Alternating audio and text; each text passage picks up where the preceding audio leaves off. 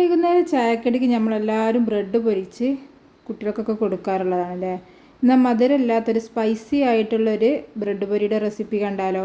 അതിന് വേണ്ടിയിട്ട് ഞാനിവിടെ ഒരു 3 മുട്ട ഒരു മിക്സിയുടെ ജാറിലേക്ക് പൊട്ടിച്ച് വെച്ച് കൊടുക്കുന്നുണ്ട്. അതിലേക്ക് ഒരു 1/2 കപ്പ് മൈദപ്പൊടിയും ആവശ്യത്തിന് ഉപ്പും കൂടി ചേർത്തിട്ട് നല്ല രീതിയിലൊന്ന് അടിച്ചെടുത്തിട്ട് ഒരു വേറൊരു ബൗളിലേക്ക് മാറ്റിയിട്ടുണ്ട്. ഇനി ആ മിക്സിയുടെ ജാറിൽ കുറച്ച് വെള്ളം കൂടി ഒഴിച്ചിട്ട് ഒന്ന് അതിലേക്ക് ഒഴിച്ച് കൊടുക്കാം.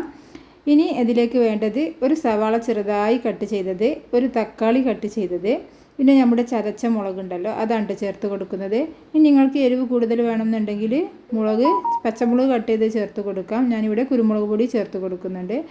ഇനി വേണ്ടത് നമ്മുടെ ഒറിഗാനോ ആണ്, ഉലുവയുടെ ഇല പൊടിച്ചതാണിത്. ഇതും കൂടി ചേർത്തിട്ട് നല്ല രീതിയിലൊന്ന് മിക്സ് ചെയ്തെടുക്കുന്നുണ്ട്. ഉപ്പ് നോക്കിയിട്ട് ഉപ്പ് കുറവുണ്ടെങ്കിൽ നിങ്ങൾക്ക് ഉപ്പ് ആവശ്യത്തിന് ചേർത്ത് കൊടുക്കാവുന്നതാണ്.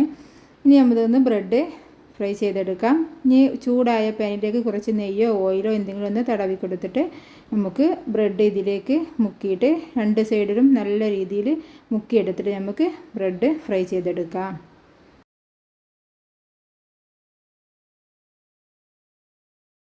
ഈ ഒരു രീതിയിലാണ് കേട്ടോ നമ്മുടെ ബ്രെഡ് ഫ്രൈ ചെയ്തെടുക്കേണ്ടത്. ഈ വീഡിയോ ഇഷ്ടപ്പെട്ടാൽ എല്ലാവരും ഒന്ന് ലൈക്ക് ചെയ്യുക, ഷെയർ ചെയ്യുക. ഈ ഒരു റെസിപ്പി ഇഷ്ടമായാൽ എല്ലാവരിലേക്കൊന്ന് ഷെയർ ചെയ്ത് കൊടുക്കുക. ഇതുവരെ സബ്സ്ക്രൈബ് ചെയ്യാതെ കാണുന്നവർ ആരെങ്കിലും ഉണ്ടെങ്കിലൊന്ന് ഈ ചാനലൊന്ന് സബ്സ്ക്രൈബ് ചെയ്യുക.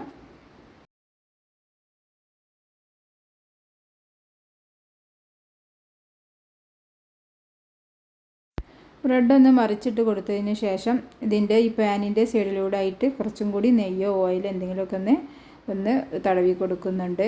എന്നാലേ നമ്മുടെ ബ്രെഡ് ഫ്രൈ നല്ലൊരു ക്രിസ്പിനെസ്സിൽ നമുക്ക് കിട്ടുള്ളൂ. അതിന് വേണ്ടിയിട്ടാണ് കേട്ടോ.